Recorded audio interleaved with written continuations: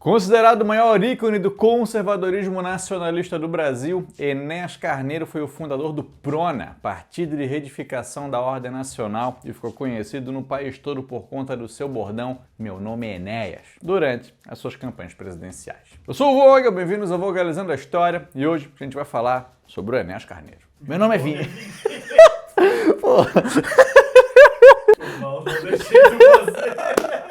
Meu nome é Vinheta. Não é assim que ele faz, né?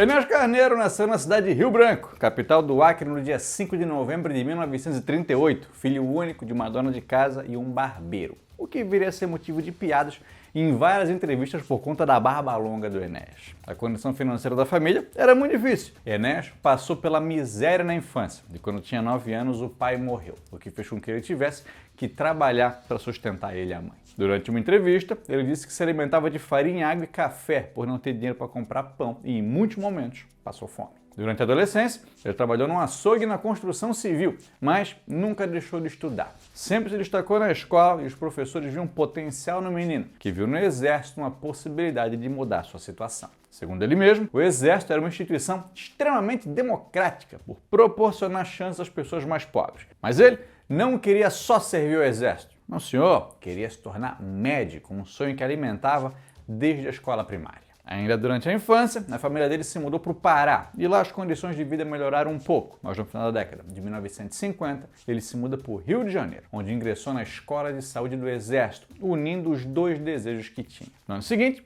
já estava formado como terceiro sargento auxiliar em anestesiologia, passando em primeiro lugar da turma. E em 1960 prestou vestibular para a Escola de Medicina e Cirurgia do Rio de Janeiro, sendo aprovado. Mais 2 anos depois, em 1962, ele ainda prestou outro vestibular, agora para a Universidade do Estado da Guanabara, na atual UERJ, Universidade do Rio de Janeiro, e ingressando na Faculdade de Filosofia, Ciências e Letras, para prestar o curso de licenciatura em Matemática e Física. Formado como terceiro sargento, ele trabalhou no Hospital Central do Exército, no setor de anestesias, e ajudou em mais de 5.000 operações, recebendo até a medalha Marechal Hermes, que prestigia militares com bom desempenho acadêmico e intelectual. Mas em 1965, quando se formou no curso de medicina, pediu dispensa do Exército depois de 8 anos de serviço. Depois que ingressou no curso de matemática e física, o Enéas lecionou essas matérias para estudantes que buscavam passar no vestibular, o que deu um dinheirinho para ele. E mesmo formado nas licenciaturas em 68, o cara não saiu da universidade, porque fundou o curso Gradiente, que ajudava pré-universitários a entrar na faculdade. E lá deu aulas de matemática, física, química, biologia e língua portuguesa. Ele sempre foi ambicioso e se esforçou bastante. Em 69, começou uma pós-graduação em cardiologia na 6ª Enfermaria da Santa Casa da Misericórdia do Rio de Janeiro. E ganhou tanto destaque no curso que passou a fazer parte da equipe da Santa Casa, como assistente no serviço de cardiologia. Em 1973, ele ingressou no programa de pós-graduação em mestrado em cardiologia da Universidade Federal do Rio de Janeiro, a UFRJ, e terminou em 1976, defendendo a dissertação Alentecimento da Condução AV, conseguindo seu título de mestre, o maior da vida dele. Foi durante o mestrado que ele desenvolveu o curso O Eletrocardiograma, que fez bastante sucesso e colocou um dinheiro legal no bolso dele, o que fez com que o cara investisse em mais edições do mesmo curso, agora em cidades diferentes, como São Paulo e Quito, no Equador. O título do curso ainda é ser usado por ele para dar nome a um livro que ele publicou em 77, que depois viria a ser conhecido como a Bíblia do Enéas. E todo esse desempenho acadêmico do cara fez dele uma grande autoridade no meio da cardiologia. Isso era motivo de orgulho para Enéas, um cara de origem humilde. E na mesma época em que ministrava o curso, ele se casou, em 1982. Ah, como é bom amar. Na verdade, o cara já teve outros relacionamentos antes e tinha 2 filhas com outras 2 mulheres quando se casou com a Adriana Lorandi, com quem teve a sua terceira filha. E foi a própria Adriana que incentivou o cara a entrar na vida política. Segundo ele,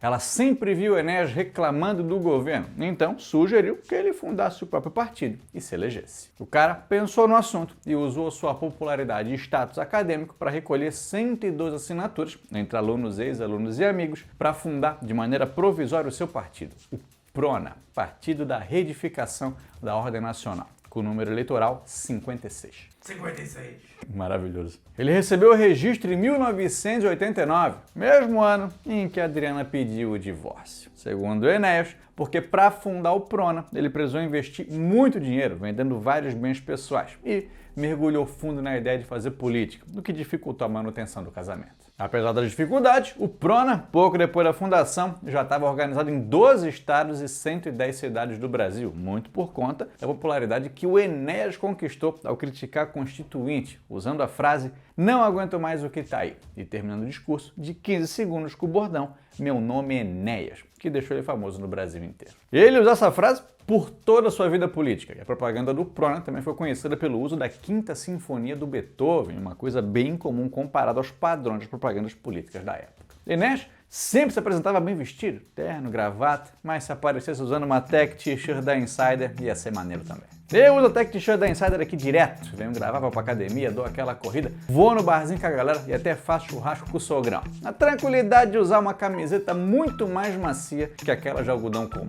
Eu não preciso passar a tech t-shirt da Insider, é tirar a sequinha da máquina e sair usando, porque ela vai desamassando no corpo sozinha. E eu já uso tem um maior tempão, porque ela não desbota, o que faz a durabilidade dela ser muito maior que as outras camisetas. Ela também é anti-odor, evitando a proliferação de bactérias que causam mau cheiro e evapora rápido o suor também. Ah, mas tá frio. Então compra um heavy hoodie, compra um pullover, uma tech t-shirt de manga longa. A variedade de peças que tu encontra na Insider Store é impressionante. Queres uma joga maneira para ficar confortável no estilo? Tu vai encontrar ali na Insider Store também. O frio não é problema. Tá afim de uma camiseta mais larguinha? Escolhe uma oversize t-shirt. Curte uma camiseta polo? Na Insider Store tem também. Sem falar nas cuecas dos caras, que são sensacionais. Não fica enrolando na perna, não fica apertando, evita o mau cheiro e ainda colaboram com a tua saúde íntima. E caso tu queira presentear tua esposa, namorada, ou caso você, mulher, queira uma peça da Insider também, tem toda uma linha feminina maneirona ali no site. É só usar o link que tá aqui na descrição. Dia dos Pais aí passou, e tu não comprou nada maneiro pro teu pai, padrasto ou avô? Então aproveita para usar o nosso cupom HISTORIA, que vai ter um desconto maneiro ali pra ti. Vem com a Insider que é sucesso, porque só Insider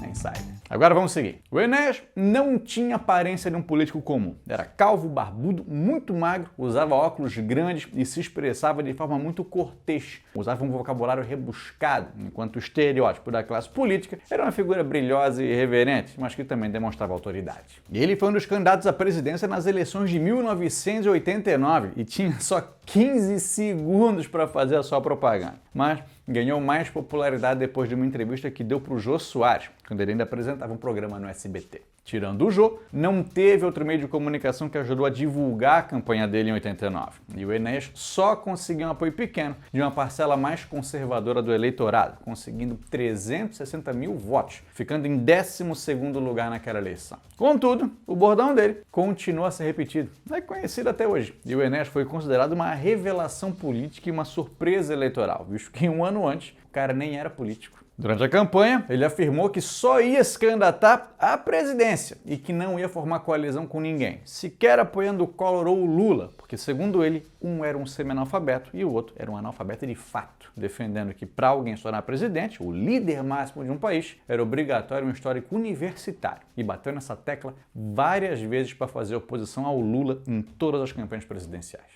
O Enéas ainda disse que, apesar de ter sido militar, não era a favor do governo militar, como ele chamava o período da ditadura, e justifica isso dizendo que os militares estrangularam a imprensa e não garantiram os direitos básicos constitucionais aos cidadãos. Mas volta e meia, elogiava os militares. Caso tu queira ver um vídeo sobre as eleições de 89, deixa um comentário aí pedindo, que a gente faz. Já aproveita também para deixar o like no vídeo do Vogalizando, se inscrever no canal e também siga a gente no Instagram, porque lá tem conteúdo de história todo dia. Além de que também tem o nosso podcast, o podcast do Vogalizando, onde a gente responde comentários, conta umas curiosidades e fala sobre os bastidores do canal. O Enéas se vendia como um cara antipolítica, um outsider, alguém que não era nem de esquerda nem de direita, se associando ao que hoje a gente chama de terceira via. Mas ele afirmou que durante a juventude foi um ávido leitor dos textos do Engels e se interessou pelas teses socialistas e marxistas, o que mudou com o tempo. O Prona era contrário ao comunismo, ao liberalismo cultural e abraçou alguns integralistas dentro do partido, o que colaborou para que ele fosse visto como uma figura autoritária e, em vários momentos,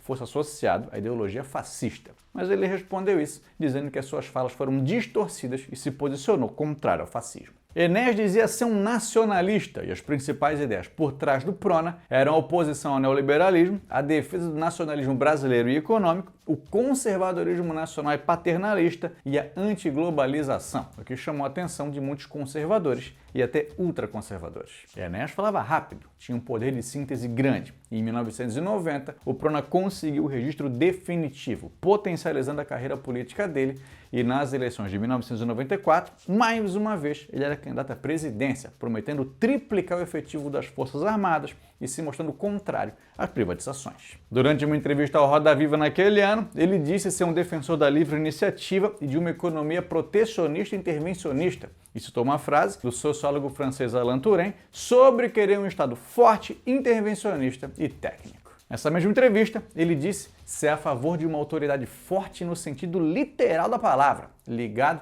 a respeito e ordem, metodismo e disciplina, um pensamento associado à experiência que ele teve no Exército. Já numa outra entrevista, seguindo essa linha de um governo autoritário, ele disse que admirava a personalidade forte e a coragem de Fidel Castro como estadista em Cuba, sem admirar o seu governo, defendendo que essa admiração não dependia de viés político. Quando questionado sobre a homossexualidade, Enéas disse que esse não devia ser um exemplo de comportamento sexual, afirmando ser contra o casamento de pessoas do mesmo sexo, mas que durante o governo dele, os homossexuais não seriam perseguidos e que eles deveriam ter todos os direitos constitucionais básicos garantidos. Naquela corrida presidencial, o favorito era o Fernando Henrique Cardoso, que recentemente tinha sido parte fundamental do Plano Real. Tema esse que já apareceu no Vogalizando e tu pode conferir bem aqui. Mas outras figuras de destaque na política também estavam no pleito, como o Lula, o Leonel Brizola, o Orestes Quercia e o Espiridião Amin. Durante a campanha, o Enéas fez uma defesa da família, dos valores éticos cristãos, da saúde pública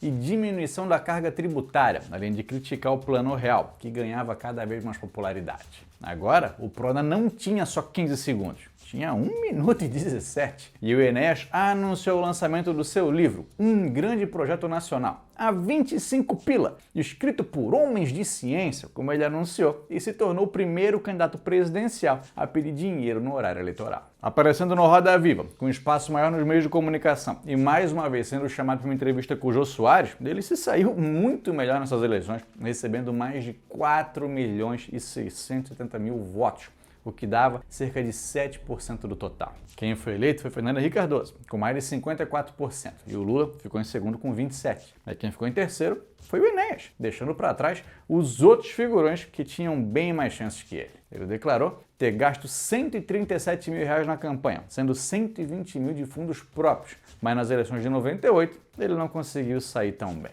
Lula foi ficando mais popular e a FHC ainda desfrutava do sucesso do Plano Real. Então, os dois continuaram sendo os protagonistas políticos e Ciro Gomes, também envolvido no Plano Real, se saiu melhor que o Enéas naquela eleição presidencial. Também não caiu bem um discurso do Enéas, onde ele se mostrava favorável ao Brasil ter a sua própria bomba atômica, defendendo que caso o Japão tivesse a bomba, ninguém teria se atrevido a destruir Hiroshima e Nagasaki. Essa ideia foi vista como muito violenta, e um deputado federal até pediu a impugnação da candidatura dele pelo crime de lesa contra a humanidade. Nessa eleição, Enéas ganhou pouco mais de 1.400.000 votos, ficando em quarto lugar e não se candidatou mais à presidência, mudando de ideia a respeito de se candidatar a outros cargos. E em 2000 foi candidato à Prefeitura de São Paulo, numa eleição marcada pelos debates na TV Bandeirantes. Um dos momentos mais memoráveis foi quando o candidato José Maria Marim fez uma pergunta referente a esporte pro Enéas. Ele disse que não entendia nada de futebol, o que fez o cara retrucar, perguntando o posicionamento dele sobre bombas atômicas. Tu gosta de futebol? Não jogo muito não. E de bomba atômica? Enéas respondeu que prefeito não tinha poder para isso e que a pauta nuclear era presidencial. Mas no mesmo debate, Fernando Collor de Mello, quando foi fazer uma pergunta pro Enéas, disse: fala qualquer coisa aí, o que fez a plateia rir e o Enéas responder: se a sua excelência é o ex-presidente da República nada tem a dizer, eu tenho muito. Ele ficou em sexto lugar, com 190 mil votos. Quem foi eleita foi a Marta Suplicy. E o Enéas até cogitou se lançar candidato à presidência nas eleições de 2002. Mas uma pesquisa do Ibope apontou que a rejeição dele era de 72% naquele ano. E o cara embarcou numa outra eleição, agora para deputado federal pelo estado de São Paulo. Ele conseguiu mais de 1,5 milhão de votos, uma votação histórica, a maior de um deputado federal até a eleição de 2018, quando Eduardo Bolsonaro quebrou esse recorde recebendo mais de 1.800.000. Em 2002, a Vanir Nintz, também do Prona, que já tinha sido a segunda vereadora mais votada de São Paulo, conseguiu 680 mil votos para deputado estadual e também foi um dos destaques naquela eleição. O mandato do Enéas, como deputado, começou em 2003 e entre as suas propostas mais famosas estava a proibição de alimentos em formato de cigarro e a substituição de combustível derivado do petróleo pelos originários de biomassa. No total, ele escreveu só 8 projetos de lei, mas justificou que o número era baixo porque estava fazendo um tratamento para combater uma leucemia. Mesmo assim, de acordo com as notas taquigráficas da Câmara dos Deputados, ele discursou 82 vezes sobre os mais variados temas, se posicionando contra o aborto, contra a política econômica do governo Lula, ao lidar com a dívida pública, e também fez alguns elogios aos militares, até chamando o golpe de 64 de revolução. Ele ainda viria a concorrer a deputado federal nas eleições de 2006, mais uma vez se elegendo, agora com pouco mais de 300 mil votos. E essa foi a última eleição do PRONA como partido, porque naquele mesmo ano foi feito um processo de fusão com o Partido Liberal, resultando na criação do Partido da República, o PR, que obteve o registro em dezembro daquele ano. Em 2019, depois de uma eleição interna, o partido voltou a usar o nome Partido Liberal, PL, ficando ainda mais conhecido depois da filiação do então presidente Jair Bolsonaro. Enéas não viveria muito depois do fim do PRONA. A luta contra a leucemia agravou seu estado de saúde. Ele já era visto sem a costumeira barba e no dia 6 de maio de 2007 faleceu em sua casa no Rio de Janeiro aos 68 anos de idade, considerado por muitos dos seus eleitores como o melhor presidente que o Brasil não teve. Ainda hoje, o cara tem muitos admiradores, entre eles membros da família Bolsonaro. Tanto que em 2017, Jair e Eduardo propuseram uma lei que incluiria Enéas na lista de heróis da pátria, o que acabou não indo para frente. Comumente visto como alguém muito inteligente e disciplinado, Enéas disse ter lido milhares de livros das mais variadas áreas, desde a própria medicina até economia, antropologia e astrofísica, dizendo que sempre levou a leitura como um hábito, o que ele acreditava ser um ato de grande importância intelectual.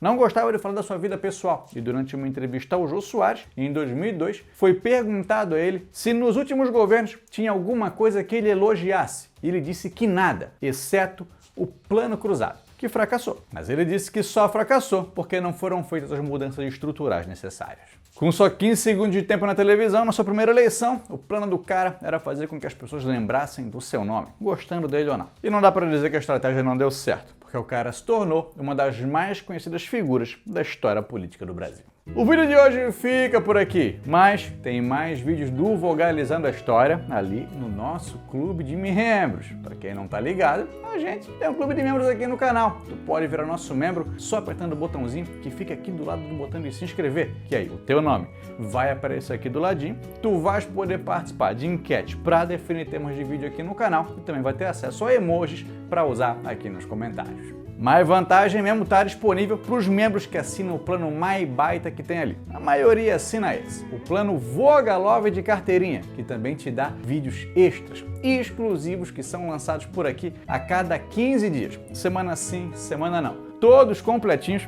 com o selo Vogalizando de maneirice e dos mais variados temas também. Caso tu goste de estudar figuras políticas, tem um vídeo ali sobre o Fernando Henrique Cardoso. Se quer ir mais na antiguidade, a gente já tem o Calígula. Falamos já sobre o Carlos Magno também. Já falamos sobre a Joana d'Arc, Mobuto Sese Seko, já contamos a história do Joseph Goebbels. Falamos da ditadura do Getúlio Vargas, o general que deu um golpe para salvar a democracia e até sobre o julgamento dos ditadores argentinos.